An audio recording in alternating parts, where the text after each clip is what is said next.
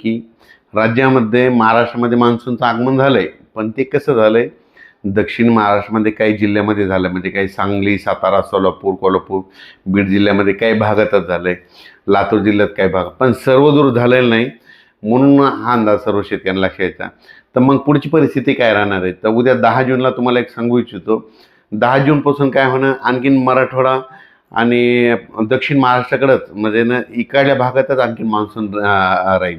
पण उत्तर महाराष्ट्र, विदर्भाकडे आणखीन ते पाऊस, मान्सूनचा मोसमी पाऊस दाखल होणार नाही, म्हणून हा अंदाज लक्षात यायचा.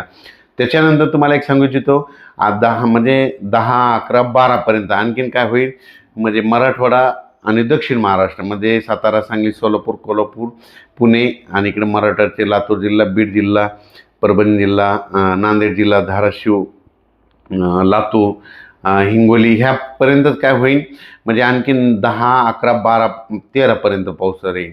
म्हणून हा अंदाज लागायचा. पण हे सगळीकडे मान्सूनचा मोसमी पाऊस पडणार नाही, काही भागातच पडला, जिथं पडला तिथं जास्त पडायला, सर्वदूर काही पडणं, म्हणून हा अंदाज लक्षात यायचा.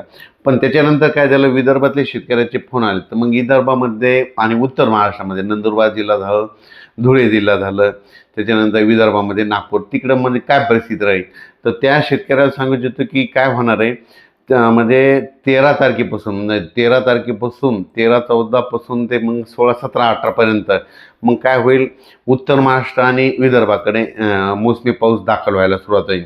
पण हे पाऊस सगळीकडे दाखल होणार नाही, कारण की काही काही भागामध्येच दाखल होईल, म्हणजे याच्यामध्ये जास्त असा जोर नाही. काही भागात जिथं पडला तिथं जास्त पडायला आणि काही भागात कमी पडायला आहे, म्हणून एवढा जोर नाही. जिथं ओल झाले तिथंच होणार आहे, काही भाग सोडून देखील देईल.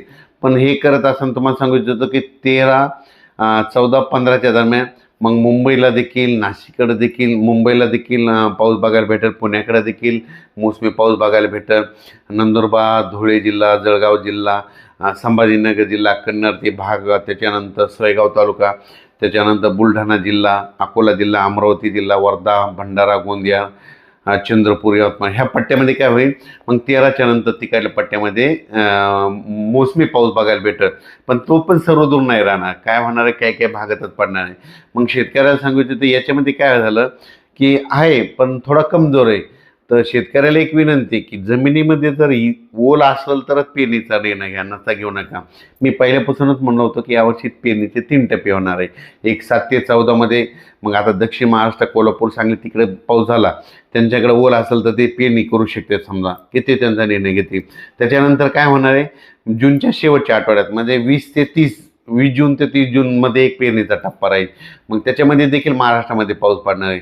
आणि त्याच्यामधून जर काही शेतकरी उरले तर 10 जुलै ते 15 जुलैमध्ये पाऊस येईल आणि त्याच्यामध्ये सर्व शेतकऱ्याची पेरणी होणार आहे, म्हणून हा अंदाजाच्या. पण उत्तर महाराष्ट्र, खास करून उत्तर महाराष्ट्रातल्या शेतकऱ्याचे काही मिरची लागवड आहे, त्यांच्या विहिरीचे पाणी संपले, मग ते पाऊस येण्याच्या प्रतीक्षेत आहेत. तर त्यांच्या उत्तर महाराष्ट्र, कन्नड तालुका, सिल्लोड, भोकरदन, त्याच्यानंतर जळगाव जिल्हा, नंदुरबार जिल्हा, धुळे जिल्हा, त्या शेतकऱ्याला सांगू इच्छितो की पारोळा तालुका, की तुमच्याकडं मात्र 13 तारखेपासून 13 जूनपासून ते 17, 18पर्यंत दररोज वेगवेगळ्या भागामध्ये विखुरलेल्या स्वरूपाचा हे मोसमी पाऊस दाखल होईल. सर्वदूर नाही पडणार, पण वेगवेगळ्या भागात पडणार आहे, म्हणून हे अंदाज शेतकऱ्यांनी लक्षात घ्यायचा. त्याच्यानंतर विदर्भामध्ये देखील अशीच परिस्थिती राहील. विदर्भामध्ये देखील काय होईल, 13 जूनपासून ते 17, 18पर्यंत, 13, 14, 15ला, 18, 17, 18च्या दरम्यान तिकडे विदर्भात देखील काही जिल्ह्यामध्ये दाखल होईल. पण हे सगळीकडे दाखल होणार नाही, काही भागात होईल. 20 जून ते 30 जूनमध्ये होईल. मग त्याच्यामध्ये मात्र आणखीन जवळपास खूप ठिकाणी भरपाई झालेली दिसत. म्हणून शेतकऱ्याला सांगू इच्छितो, पेरणी करत असताना निर्णय स्वतः घ्यावा, कारण की काय होतं, जमिनीमध्ये ओल नसाल, 4 बोटावर पेरणी केली तर ती फेल जाते. म्हणून चांगली ईदभर ओल गेल्याच्यानंतर शेतकऱ्यांनी पेरणीचा निर्णय घ्या.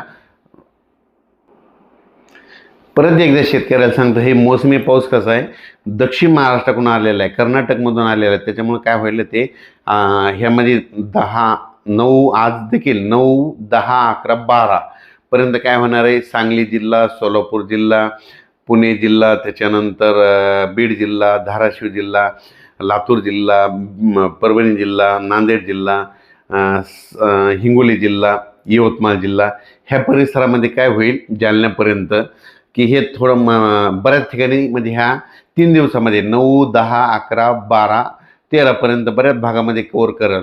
पण काही काही भाग सोडून देखील देईल, काही काही ठिकाणी मला खूप देखील पडेल, म्हणून ही देखील सर्व शेतकऱ्यांना घ्यायचं. त्याच्यानंतर मात्र 14 पासून देखील मग मुंबई, नाशिक, नंदुरबार जिल्हा, धुळे जिल्हा, जळगाव जिल्हा, बुलढाणा जिल्हा, अकोला जिल्हा, अमरावती, वर्धा, नागपूर, भंडारा, गोंदिया